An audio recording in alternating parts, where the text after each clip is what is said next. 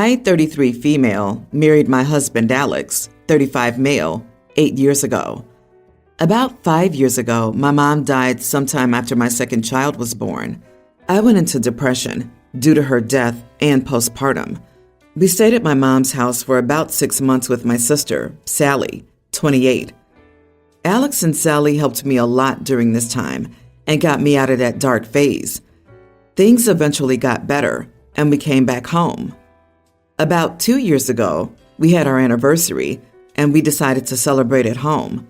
Sally came too. However, towards the end of the party, I saw Alex and Sally arguing, and then she abruptly left. When I asked him, he broke down and told me he had an affair with Sally. Basically, when I was in depression, he was so lonely and didn't know how to make things better. I became like a shell of a person, and he felt helpless seeing me like that. Then Sally came and comforted him. They would share their feelings with each other and became each other's emotional support. This led to an emotional affair that turned physical after Sally kissed him. However, after Sally asked him to divorce me, he realized his mistake, freaked out, and just ghosted her. After the party, Sally was angry for not leaving me and accused him of using her and throwing her away. He had a breakdown and kept on apologizing. I asked him to leave and that we would get a divorce. He left eventually, and we were separated for quite some time. I confronted Sally, who started crying and wanted to explain, but I just cut the call and went no contact. However, during this time, my kids would cry for their dad, and my oldest would constantly ask for him. Also, since I'm working, it's almost impossible for me to take care of them alone at the same time. Also, divorce seemed like a bad idea financially. Most importantly, Alex is a great dad, and I could not see my kids in pain, so I decided not to get divorced. In reality, I've not forgiven him and would leave after the kids are grown up or if the kids feel unhappy. For now, we're working efficiently as parents, and the kids are back to being normal and happy. A few days ago, Sally asked to meet through a mutual friend. Upon meeting, she said she was sorry and that she was getting married. She asked me to forget the past and be a family again. She even asked me to be the bridesmaid. I honestly laughed at her face and left. Now she's saying that I'm being cruel since I accepted my husband but am punishing her, that I'm her only family, and I should leave things in the past. I honestly don't want anything to do with her because of how much she hurt me. I adored her growing up, and she did that to me, but I don't know anymore. So am I the idiot for not forgiving my sister as she had an affair with my husband even though I accepted my husband back? Not the idiot for cutting your sister off, but you are the idiot for not giving yourself a better life, the life you deserve. You could make it work. Anyone can change their situation if they really want to. You're willing to spend the next 10 plus or whatever years of your life miserable because of your excuses. That makes you an idiot to yourself and the future well-being of your kids, who have to grow up knowing that you didn't have it in you to stand up for yourself and leave. OP, just so you know, your kids aren't stupid. They're much more intuitive than you think. And even if everything seems like sunshine and rainbows, they know their parents are just going through the motions. You should have divorced your husband. You could have been co-parents in separate houses. That way, the kids could still see their dad. A good dad doesn't translate to a good husband. Anyway, to each their own. You don't owe your sister anything. But to change one thing you said, she did that to you at the end. That's inaccurate. They both did that to you. Your husband is just as responsible as your sister is. Agreed. Staying together for the kids is rarely good for the kids.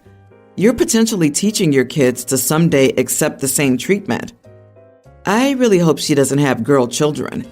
What a terrible thing to model. Forgive the wandering spouse, but that hussy affair partner is dead to you. The misogyny is coming from inside the house, ma'am. Update. I have been very clear with my husband that I have not forgiven him. I might forgive him in the future, or I might never. Right now, I don't know. However, I could not take his right to be a dad as well, as we both love our kids a lot. I'm not deceiving him nor giving him false hope. As for kids being unhappy, if at any point in the future I feel like they're unhappy or this arrangement is doing more harm than good, then we'll choose the route to co-parent. For now, I've decided to wait until the kids are grown up a bit so they can understand the situation. But for now, they're happy that both Dad and Mom are around. Even if I could forgive my husband, I would divorce him in the future, as I cannot see him as my husband anymore, and I'm no longer sleeping with him. I discovered my wife's cheating about 6 months ago. I used to be polyamorous before I decided that I wanted to get married. I'm not very hurt by her cheating. If she asked me before to open the relationship, I would have offered her divorce and for us to live as boyfriend and girlfriend, and we could have explored a polyamorous lifestyle together. I definitely do not want to be married in a polyamorous situation. There are a lot of legal and financial entanglements that are difficult to sort out when you're married and poly. So I asked for a divorce as soon as I found out about her cheating. I don't want to know why she cheated. I don't want to know the details. I just want a divorce. I don't like liars. We have a 1-year waiting period before we can proceed with the divorce, so we're stuck in the same house. I don't want to leave, and neither does she.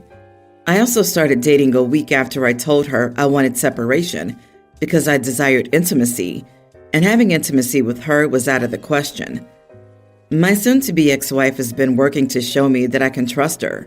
She signed up for individual therapy. She's put a lot of effort into herself in the past few months.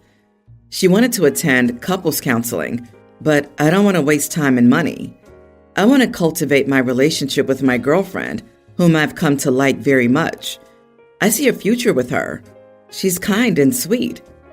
I recently started a discussion with my wife about rules regarding introducing my girlfriend to our kids and whether she would like to meet her. She was very mad and unloaded on me that she was doing hard work to fix her issues, and I didn't see it. I see it, but I don't see how that changes anything. Then she asked me about my girlfriend and my plans with her. I told her that I think we have a good connection, and I can see myself marrying her in the future. I feel she's going to be a good influence on the kids. She's been giving me the silent treatment. Am I the idiot? Everyone's the idiot here. She cheated, and her efforts to make amends don't mean she can undo the damage she did. She needs to understand that and accept it. But dude, 6 months into a separation and 5 months, 3 weeks into a new relationship is way too soon to be thinking about introducing your new girlfriend to the kids. Their lives are already being turned upside down by the divorce, especially while their parents are still living together. Seriously, WTF? You don't have to protect your ex's feelings, though while you're living together and co-parenting, you could probably be a little less hurtful. Still, you do need to put your kids ahead of yourself. Let them process the divorce before you bring another woman into the picture. I honestly might be more disgusted by your selfishness regarding your kids than I am by her cheating, and that's saying something. Yeah, it must be confusing as heck for the kids, and then horny dad throws a girlfriend in the mix. Like so many cheaters, she's realized she's imperiled her good thing and is trying desperately to get that security back. No one owes a cheating partner forgiveness or any attempt at reconciliation or closure. Good on the soon-to-be ex-wife for getting into therapy, but just because she wants to save the marriage doesn't mean he does, and he's not obligated to do so. But don't bring someone new around the kids until you've lived separately. You are the idiot for the fact that you've been cohabitating for a year and giving your wife thoughts that the marriage can be saved. Also, you are the idiot if you can't be single after a relationship for at least a month. Good friends would tell you you're on a rebound. Adults over 30 recognize this won't last. For someone who wasn't hurt, OP sure is acting like someone compulsively trying to fill a void. Either that or OP was done with this relationship and was just waiting for something like this to have an excuse to get out. My daughter, 28, and I, 56 female, have a tough relationship. I take the blame for all of this. When she told me she was a lesbian, I didn't react well. I didn't kick her out of the house or do anything else, but I said terrible things. Our wonderful relationship turned into barely talking. My husband woke me up 2 years after she came out. I started trying to improve my thoughts and prejudices and understand all of this better. Still, our relationship was already severely damaged because of me. I apologized to her for the things I said. We had a heart-to-heart conversation, and she was very sincere in saying that when she left the house, she would cut off contact with me because, despite accepting my apology, she no longer trusted me as someone she wanted around. I accepted this, and she cut off 95% of contact with me after going to college. I tried to get closer or go to therapy together, but she refused, so I respected it. We had contact when my husband was alive because she attended the end-of-year parties. Still, after he passed away 3 years ago, we talked 3 times. She didn't want to talk, and I respected that because I was aware of what I did. 2 weeks ago, I was in a car accident, and I broke 2 ribs in my arm and had several scratches on my body. It was nothing too serious. I'm recovering well and have help at home. I didn't say anything to my daughter because we don't talk, and she lives 8 hours away. She called me yesterday, asking if I had really been in an accident. When I confirmed, she started to argue with me, saying I shouldn't learn this kind of thing from my cousin, but from you. I was honest here and said that we hadn't talked in months, almost a year. I respected what she asked, and I thought this was a topic she wasn't interested in. She started to say that even though we didn't talk, I had to tell her this type of information because she was my daughter and the only immediate family, and not hide it from her. She's upset with me, but today I received a bag from the pharmacy with pain medication and other things from her. I'm feeling bad, but I'm also doing what she asked, which is that we have no contact. Am I the idiot? Yeah, ignoring everything in the past here and judging on the present is not the idiot. She's the one who maintained a no-contact relationship. You've respected her wishes for years and kept your distance at her request. It's ridiculous for her to scold you for doing as she requested. You can't be faulted for respecting her wishes. She can't change the rules and then play the victim after the fact. It sounds like there's no winning for you here. You're darned if you do, darned if you don't. She's going to be upset whether you contact her after being told not to, or if you didn't contact her. You're not a mind reader to determine what contact is acceptable for her, depending on what rules she's established that day. It's possible the daughter got a real scare after the accident and is now regretting how much distance there is in the relationship. She's not expressing it well if that is the case, or she's only upset because she heard about it from her cousin and was embarrassed that she didn't know something important about her mother. Exactly. The daughter realized she looked bad to the family when her cousin told her about the accident. Send her a thank you note for thinking about you. Tell her that if you have another accident, you will tell her. Then it's up to her to get back in contact. Do not expect much, though. You might have made a mistake, but her behavior is just as bad. My wife and I have a toddler son who she watches as a stay-at-home mother. I run my own dental practice, and because of this, I'm able to afford to keep her as a stay-at-home mom. She and I were not together very long before she got pregnant, and I had her move in after only about a year of seeing each other. We were married exactly a week after Landon was born.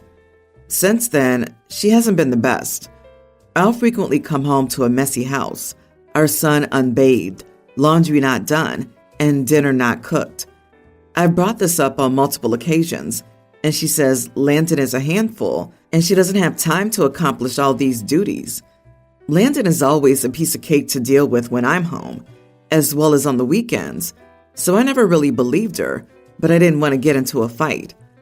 Well, last night she went out of state to visit her mother, who's in hospice. I've never met her and they've been estranged for years, so my wife and I decided it would be better to stay home with Landon while she's gone. I took off work to watch Landon. It's been the easiest week of my life since high school. I did the math, and changing diapers averaged 20 minutes a day.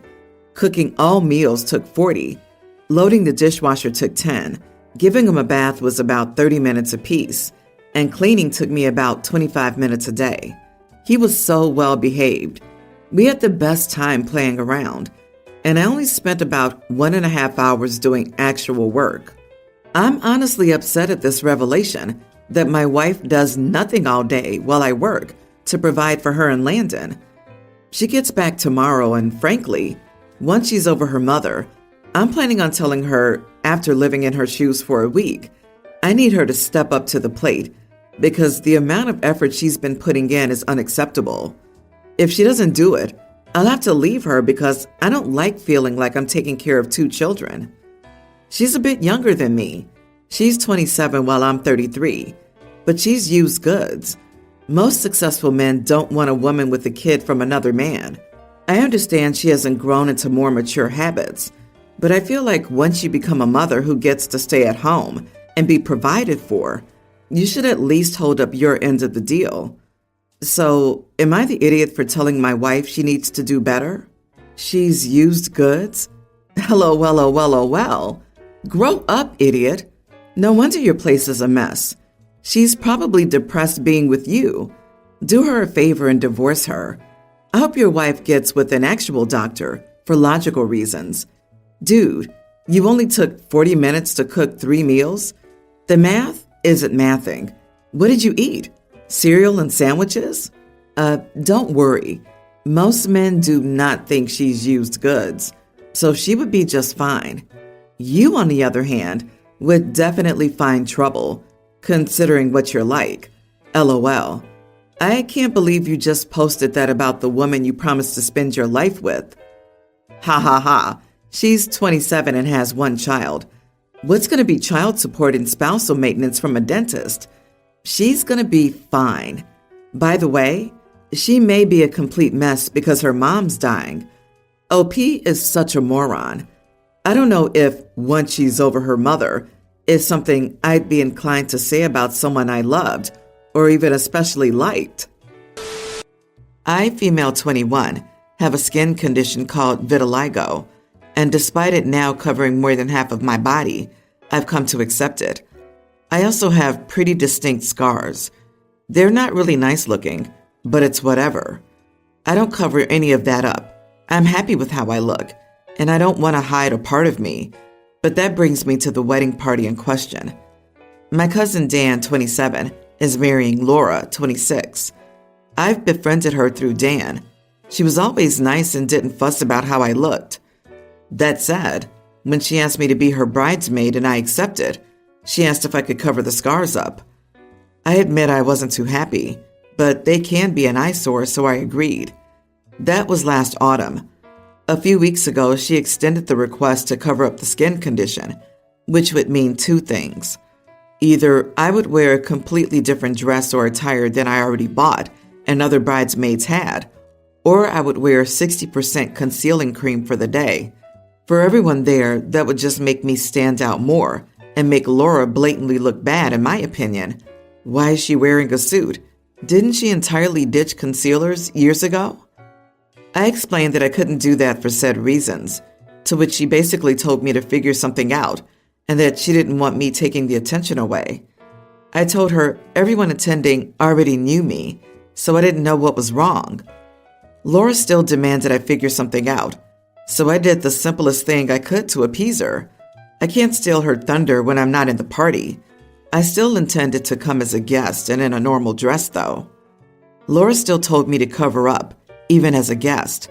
I told her no, which she didn't take well. So now I'm not attending at all. Dan told Laura to let it go and kind of tried to calm her down, and most people relatively agreed with me. However, I also had people tell me to swallow my pride for a day. So, am I the idiot? Honey, can you please attend the wedding in a head-to-toe sheet with eyes cut out? It's like a full-on ghost, but not a white sheet. Then you might be mistaken for the bride. Jesus, you are not the idiot for not attending. If I were Dan, I'd cancel the wedding. Who wants to be with such a superficial, entitled, and unkind person? I'd go with a full-body astronaut costume with reflective helmet. OP, you have a health condition that you live with. This is not the swallow the pride thing. This is not the case when a guest insists. I'm just expressing myself, my pride. No one has the right to ask you to cover up how you look for their event. And you've learned something important about your cousin and his bride-to-be. Feel free to tell anyone who asks why you're not attending. I'm sorry you have to deal with this.